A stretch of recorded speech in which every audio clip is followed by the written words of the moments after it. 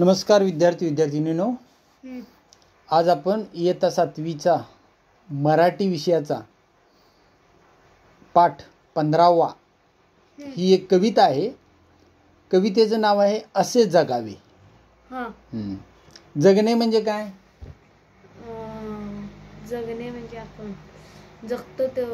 आपण जे आयुष्य जगतो त्याला आपण जगणे म्हणतो.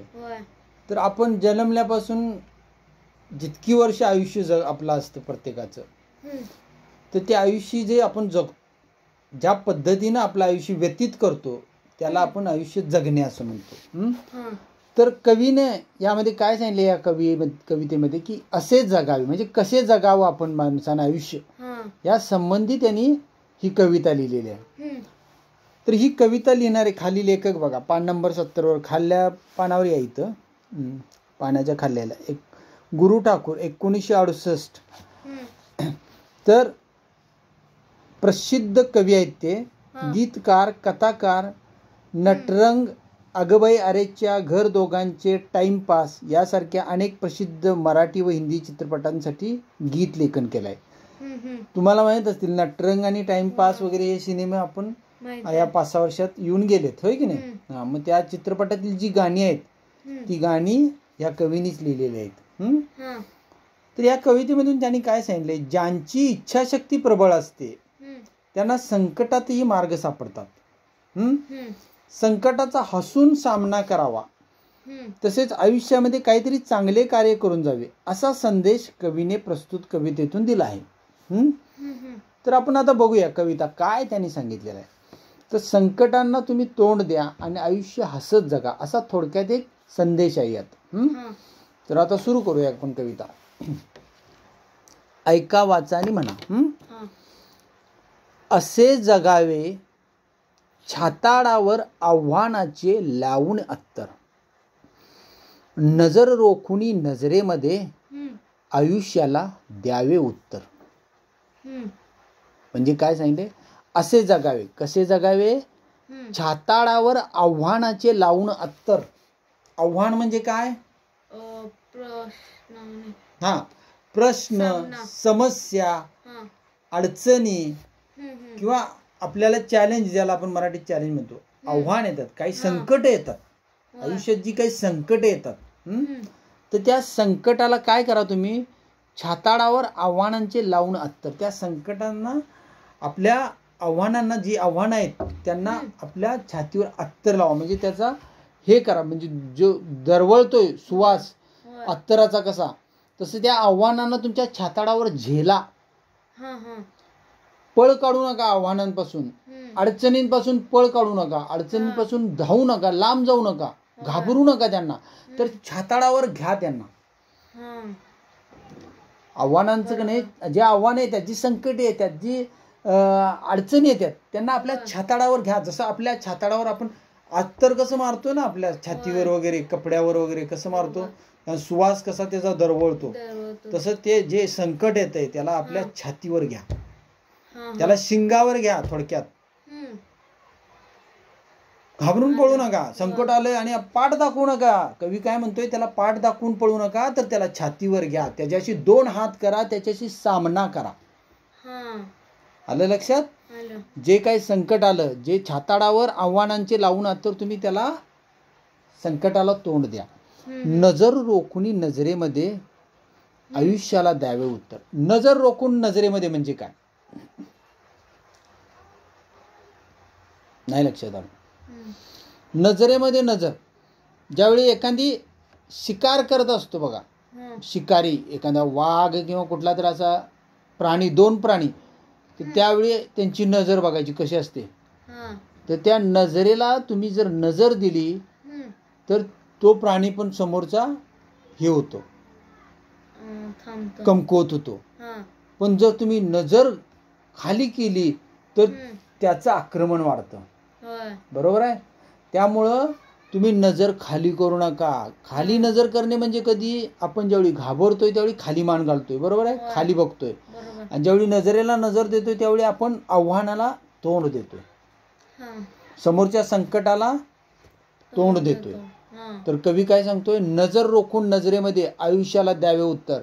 म्हणजे आयुष्याने किती जरी तुमच्या वाटेत बाधा आणली, किती संकट आणली, किती अडचणी आणल्या, तरी त्याला नजरेला नजर भिडवा, त्याच्या पुढं हार मानू नका, त्याच्या पुढं नजर खाली घालून बघू नका. ये बाबा आणि काय करायचं ते कर, आता मी हात वर करून उभारतो, तुला काय लुटायचंय ते लूट आणि जा, मी काय बोलत नाही असं म्हणू नका. तर त्यानं संकट टाकलं ना, त्या संकटाला तोंड द्या. किती येऊन दे, किती वादळ वारा पाऊस येऊन दे, ते झेला, त्याला प्रत्युत्तर द्या, असं कवीला यातनं म्हणायचं आहे. आयुष्याला घाबरू नका, थोडक्यात त्याला तोंड द्या. संकट आलं ना, त्याला तोंड द्या. उदाहरणार्थ आता एखादी पाऊस पडायला लागला, वादळ पूर आला, तर आता माझं कसं होणार म्हणून तुम्ही हातपाय गाळून बसला, चालणार आहे? तर काय, आला पूर्ण येऊ दे, त्याला आपण तोंड देऊया, काही दिवस बाहेर थांबूया, हे करूया ते करूया, घर हे करूया, तिथलं सामान आणूया, परत पूर ओसरला आणि जाऊन तिथं राहूया. काही नुकसान होईल, काय होईल, पण म्हणून आपण आयुष्याला घाबरून चालणार आहे? एखाद्या वर्षी शेतात पीक केलं आणि ते पीक बर्बाद झालं, नाश झालं, दर मिळाला नाही, काय झालं म्हणून काय आपण हातपाय गाळून चालणार आहे? ठीक आहे, या वर्षी नाही, पुढच्या वर्षी प्रयत्न करूया आणि झगडूया आणि लढूया. आयुष्याला असं लढूया. संकट आलं पण म्हणून घाबरून जायचं नाही, त्याला तोंड द्या, असं या कवितेचं आहे. नको गुलामी नक्षत्रांची, भीती आंधळी ताऱ्यांची. म्हणजे नक्षत्र वगैरे असतात, हे नक्षत्र आहे, ते नक्षत्र आहे, हा तारा आहे, हा योग आहे, हा ग्रह योग आहे, हा चुकीचा योग आहे. वेगवेगळ्या अशा आपल्या काही समजुती असतात, शुभ अशुभ, किंवा ही वेळ अशी आहे, ती वेळ तशी आहे, त्याचं संक्रमण चालू आहे, त्याचं हे चालू आहे, असं आपण ग्रह ताऱ्यांच्या बद्दल, ह्याच्याबद्दल त्याच्याबद्दल काही गोष्टींबद्दल घाबरतो. आता असं आहे त्यामुळं असं करायला नको, तसं आहे त्यामुळे तसं करायला नको, ह्या ऋतूमध्ये असं करायला नको, त्या नक्षत्रामध्ये तसं करू नये, हे काम करायला नको, ते काम करा, असं घाबरतोय, पळतोय, पळवाट काढतो. तर त्यांना घाबरू नका, तुम्ही तुमचं काम करा. नक्षत्र ऋतू ह्याची तिची प्रत्येकाची भीती घेत बसला तर तुम्ही आयुष्यात पुढे जाणार नाही. त्यामुळं त्याला तोंड द्या. त्या नक्षत्रांची हिची आंधळी भीती मनात बाळगू नका. ताऱ्यांची, हा तारा आहे, तो तारा असा आहे, त्याचा योग असा, वक्रदृष्टी आहे, ते अमुक आहे तमुक आहे, कशाला विचार करताय म्हणतोय कवी. असल्या गोष्टींचा विचार करू नका, तुम्ही तुमच्या कामात लागा. आयुष्याला भिडतानाही चैन करावी स्वप्नांची, भीती आंधळी ताऱ्यांची नको. तर आयुष्याला भिडतानाही चैन करावी स्वप्नांची, असे दांडगी इच्छा ज्याची, मार्ग तयाला मिळती 70, नजर रोखुनी नजरेमध्ये आयुष्याला द्यावे उत्तर. आयुष्याला भिडतानाही चैन करावी स्वप्नांची, म्हणजे आयुष्याला आपण तोंड देताना तर स्वप्नांची चैन करा. म्हणजे बिनधास्त स्वप्न बघा, चांगली चांगली स्वप्न बघा. मी भविष्यात असं करेन, मी ते करेन, हे करेन, असं स्वप्न बघू शकताय तुम्ही.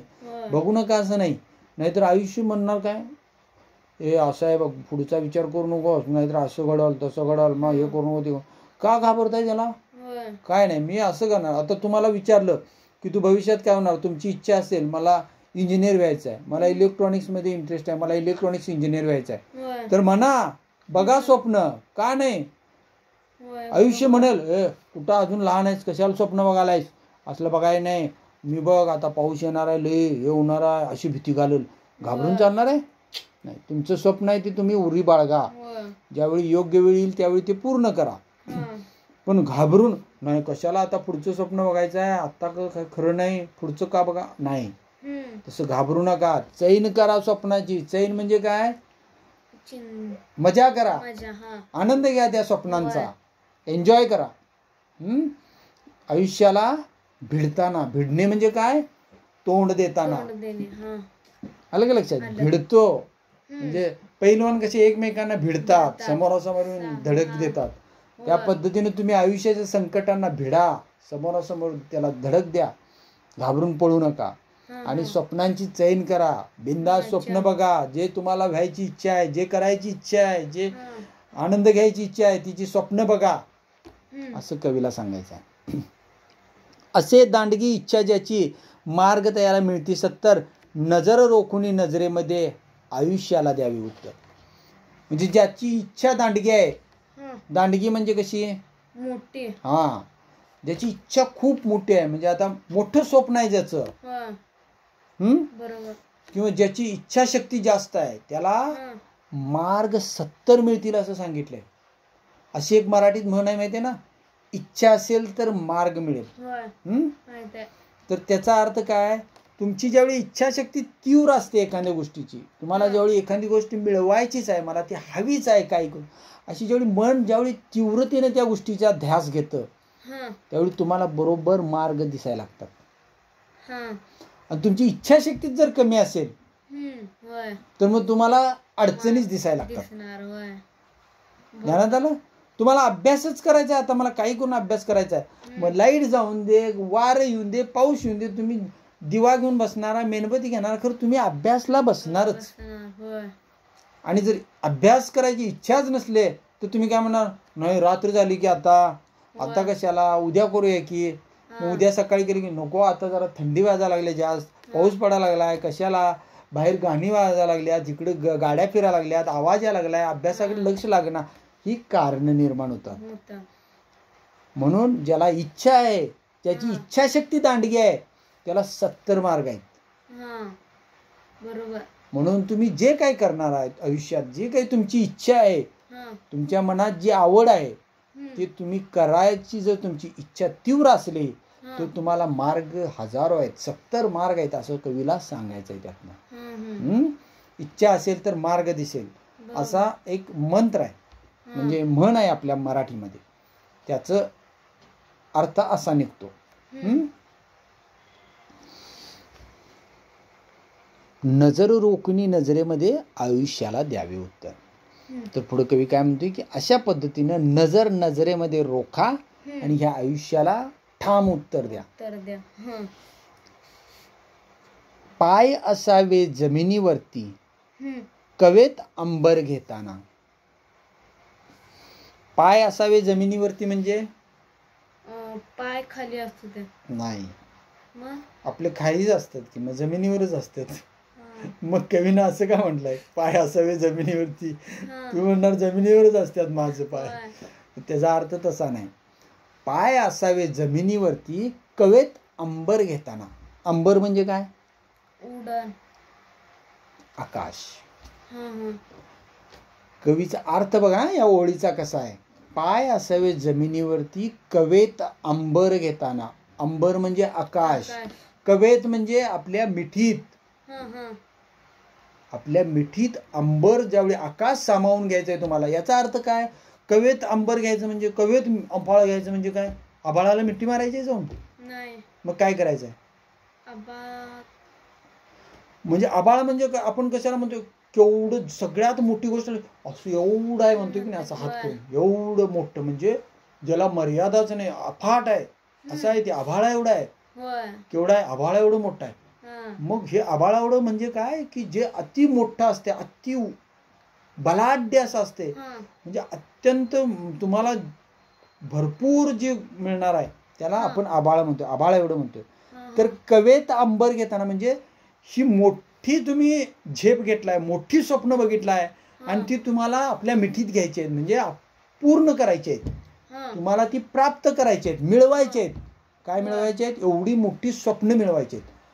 म्हणजे याचा अर्थ कवेत अंबर घ्यायचा आहे, आपल्या मिठीत ते आकाश घ्यायचं आहे. मग ज्यावेळी तुम्ही हे मोठं स्वप्न तुम्ही एखादं पूर्ण करायला लागलाय, किती मोठं आकाश कवेत घ्यायला लागला, एवढं मोठं स्वप्न म्हणजे तुमचं जे काय ते पूर्ण करायला लागलाय. मग त्यावेळी पूर्ण केला स्वप्न तर तुम्ही काय होणार, म्हणजे तुमचा गाजावाजा होणार, सगळी प्रसिद्ध होणार, काय हे ना एवढं मोठं स्वप्न केलं, एवढं भारी काम केलं, एवढं भारी काम, जगभर सगळ्या तुमच्या देशातनं तुमचा नारा हा हे उडणार सगळीकडे, म्हणजे तुमचा पराक्रम सगळीकडे गायला जाणार. पण अशा वेळी कवी काय म्हणतोय, पाय असावे जमिनीवरती, म्हणजे तुम्ही मोठं स्वप्न एखादं प्राप्त केलं म्हणून हुरळून जाऊ नका, तुम्ही हवेत उडू नका. आलं का लक्षात, हवेत उडू नका म्हणतोय की नाही आपण. जरा काहीतरी एखादा काहीतरी हे झाला, मान सन्मान मिळाला की तो हवेत उडा लागलाय असं म्हणतोय की. मग कवी त्या दृष्टीने म्हणतोय की तुम्ही जरी किती मोठं स्वप्न प्राप्त केला तरी तुमचे पाय जमिनीवर असून द्या, म्हणजे तुमचं वागणं आहे तेच ठेवा, सामान्य ठेवा, सगळ्यांशी मान सन्मान द्या, सगळ्यांशी कमी जास्त असं लेखू नका कुणाला, तर तुम्ही जमिनीवरच राहा, सन्मानानं नम्रतेनं वागा. आलं लक्षात, नम्रतेनं वागा. नाहीतर अहंकारानं भरून जाऊ नका. थोडंसं तुम्हाला भरपूर वैभव तुम्हाला मिळालं, तुम्ही आकाश कवेत घेतला म्हणून आता मी हवेत उडा लागलो, आता मला कुणाची गरज नाही, सगळी माझ्यापेक्षा खाली आहेत, असा आविर्भाव आणू नका. तर तुमचे पाय नेहमी जमिनीवर असू द्या. म्हणजे तुम्ही सामान्य राहा, तुमचं वागणं सामान्य ठेवा, तुमचं मन सामान्य ठेवा, तुमच्या मनामध्ये नम्रता ठेवा, आदरभाव ठेवा दुसऱ्याबद्दल, मोठ्यांबद्दल. अशा पद्धतीनं तुमचं वागणं ठेवा, असं कवीला या ओळीतून सांगायचं.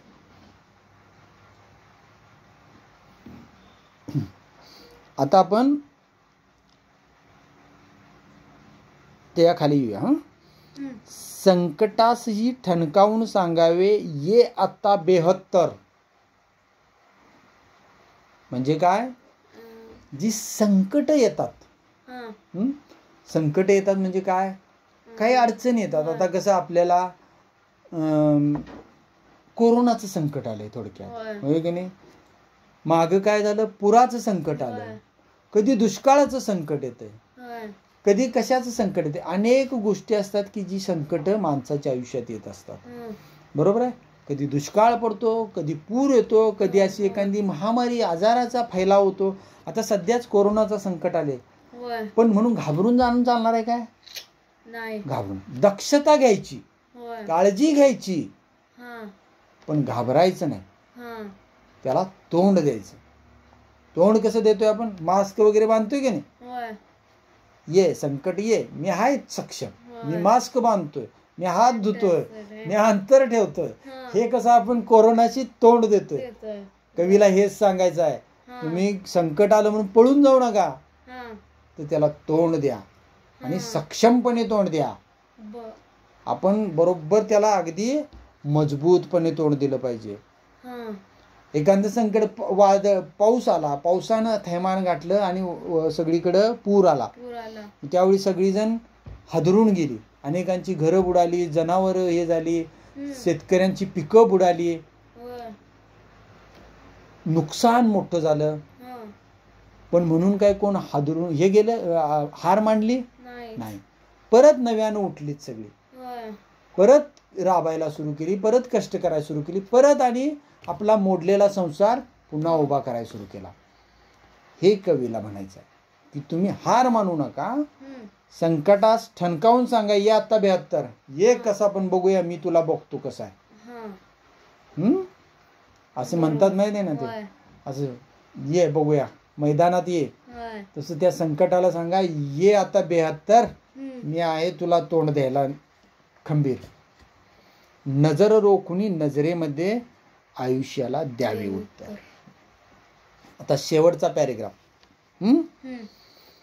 करून जावे असेही काही दुनियातून या जाताना. आता आपण असं करूया, हा पुढच्या भागात घेऊया, दुसरा एक भाग करूया, त्यामध्ये हा भाग घेऊया. आता इथेच आपण थांबूया कविता आणि भाग 2 मध्ये उरलेली कविता घेऊ.